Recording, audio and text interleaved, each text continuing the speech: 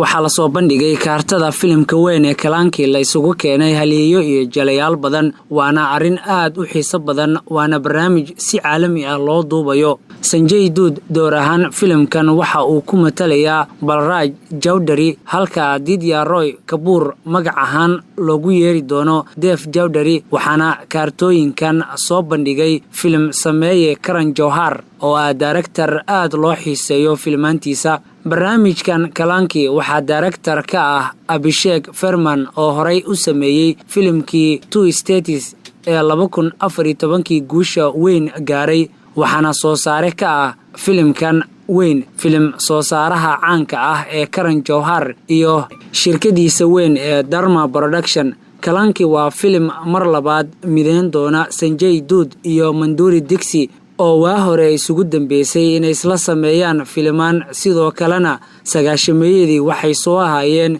shimbiro jacayl oo caan ka ahaa dunida balse ugu dambeyntii mid waliba wadadiisii ayuu qaaday. Filimka Kalaankii waxaa Farun sidoo kale kula wehliso saaxiibtiisa shaashadaha Alia Bhatt sidoo kale waxaa doorar wacan ku leh Sonakshi Sinha iyo Aditya Roy Kapoor waxaana daafaha caalamka laga daawan doonaa 16 Abriil bisha soo socota bartamaheedii sanadkan 2019. goor kasta waxaan diyaar u nahay inaan idiin soo gudbino warbixinada ku saabsan aflaanta dalkaasi Hindiya haddii ay noqon lahayd filimada caadiga ah ee ay jilaan aktarada waaweyn iyo sidoo kale musalsalada mar walba wehelkaaga ka dhigo Rugcadda TV.